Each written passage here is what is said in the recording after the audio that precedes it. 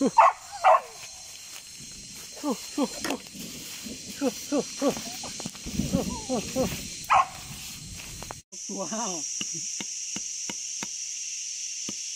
Đúng rồi. Đúng rồi, sợi té nữa. Nó có gì sợi té à?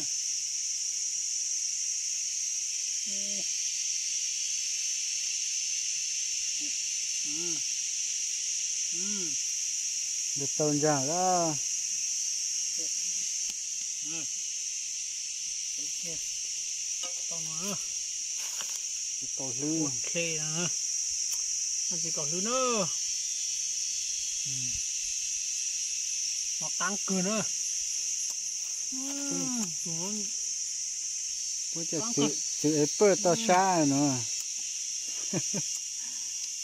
Tắt hay.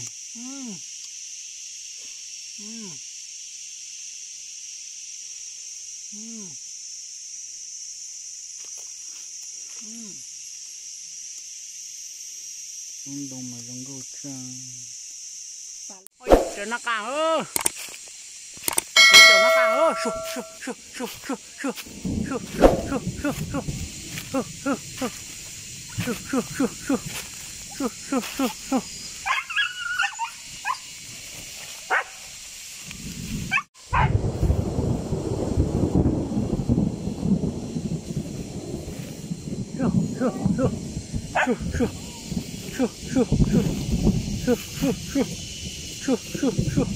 Cái xe nữa à.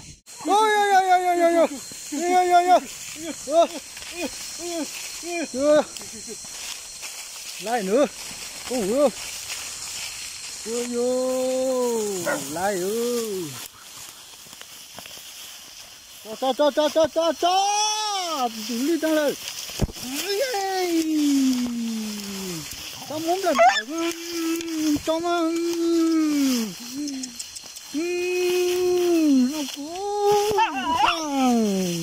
nó của nào trồng của trong được bà xưa cho một người thấy mà làm được quá đi chơi cho anh chơi nè tìm bố coi chứ ra chú chứ này ơi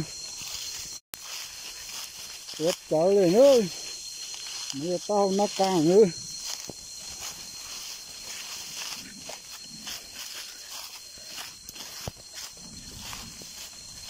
nó càng lù xương